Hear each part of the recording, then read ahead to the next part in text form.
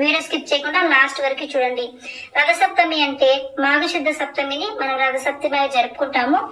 ఈ రోజున స్నానము, ఆర్జ్యము, నమస్కారము, నైవేద్యము ఎంతో ప్రాముఖ్యమైనవి.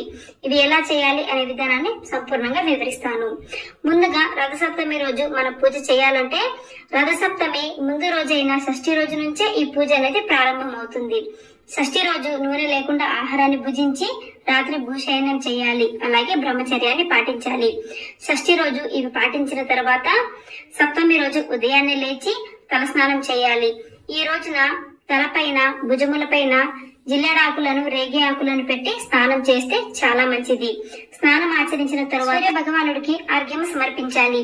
రాగి చెంబులో నీటిని తీసుకొని స్వామికి చూపిస్తూ నీటిని కిందికి వదలాలి. ఇలా వదులుతూ ఓం సూర్యనారాయణాయ నమః అనే మంత్రాన్ని జపిస్తూ నీటిని కిందికి వదిలితే సరిపోతుంది. మీరు రథసప్తమి పూజని సూర్యుడి కిరణాలు పడే చోట చేసుకుంటే చాలా మంచిదండి. లేదంటే తులసి కోట దగ్గర చేసుకోవచ్చు, బాల్కనీలో చేసుకోవచ్చు. ఎక్కడ వీలు కుదరలేదంటే ఇంట్లో కూడా ఈ పూజని చేసుకోవచ్చు. ఇంట్లో పూజ చేసుకోవాలనుకున్నప్పుడు చక్కగా ఎక్కడైతే పూజ చేసుకోవాలనుకుంటారో అక్కడ పసుపుతో రథం ముగ్గురు వేసుకుని పీఠాన్ని ఏర్పాటు చేసుకోవాలి. ఇత్తడి కానీ, వెండి కానీ, రాగి పడాన్ని తీసుకుని పసుపు గంధాలతో ఇలా చక్కగా అలంకరించుకోవాలి.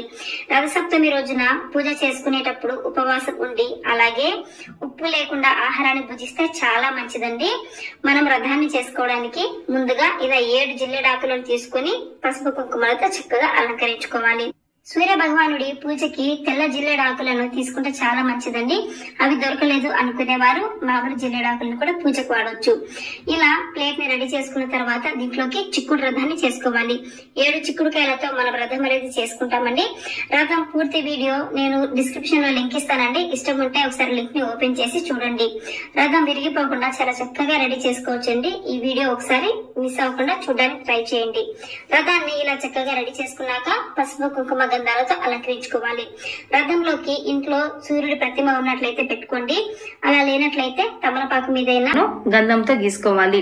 మీ దగ్గర ఎరుపు చంద్రం ఉన్నట్లయితే ఎరుపు చంద్రంతో గీసుకుంటే చాలా మంచిదండి. ఎరుపు చంద్రం లేకపోతే ఇలా మామూలు గంధంతో గీసుకుని కుంకుమతో బొట్టు పెట్టుకొని సూర్య భగవానుడిని రథంలోకి ఆహ్వానించుకోవాలి. ఇలా గీసుకున్న తమలపాకుని చక్కగా రథంలో పెట్టేసుకోండి. పూజ చేసేటప్పుడు రథాన్ని కొంచెం పెద్దగా చేసుకున్నట్లయితే మనకు పూజ అనేది మంచిగా చేసుకోవచ్చండి. రథాన్ని చిన్నగా చేసుకున్నట్లయితే మనం సూర్య భగవానుడి ప్రతిమని చక్కగా పూజించుకునేకి కుదరదు. ఇలా రథాన్ని చేసుకున్న తర్వాత చక్కగా పూలతో అలంకరించుకోండి. స్వామివారికి ఎరుపు రంగు పువ్వులన్నా, ఎరుపు రంగు అక్షింతలన్నా చాలా ప్రీతికరం అండి. కుదిరితే వాటితో పూజ చేసుకోండి. తర్వాత పసుపు వినాయకుడిని రెడీ చేసుకోవాలి. మీ దగ్గర వినాయకుడి ప్రతిమ ఉన్నట్లయితే వినాయకుడి ప్రతిమని పూజలో పెట్టుకోండి. లేదంటే ఇలా చక్కగా పసుపుతో వినాయకుడిని చేసి పూజలో పెట్టుకోండి. ఈ రోజు స్వామివారికి ఎంతో ప్రీతికరమైన గోధుమలతో దీపం పెట్టుకుంటే మనకుండే సకల అనారోగ్యాలు తొలగిపోతాయండి. కాబట్టి నేను గోధుమలతో ఇక్కడ దీపం అనేది పెట్టుకుంటున్నాను. గోధుమలతో దీపం పెట్టుకోవడానికి 7 జిల్లెడాకులను తీసుకొని దానిపైన 3 గుప్పిళ్ళు కానీ 5 గుప్పిళ్ళు కానీ గోధుమల్ని తీసుకోవాలండి. గోధుమలు సూర్య భగవానుడికి ఈ నవగ్రహాలలో ఒకరు కాబట్టి స్వామికి ఎంతో ప్రీతికరం అండి. వీటితో మనం దీపాలను పెట్టినట్లయితే ఇంట్లో ఎవరైనా దీర్ఘకాలికంగా అనారోగ్యాలతో బాధపడుతూ ఉంటే వాళ్ళ దగ్గర ఈ దీపాన్ని పెట్టించండి. వాళ్ళ అనారోగ్యం అనేది తగ్గుతుంది.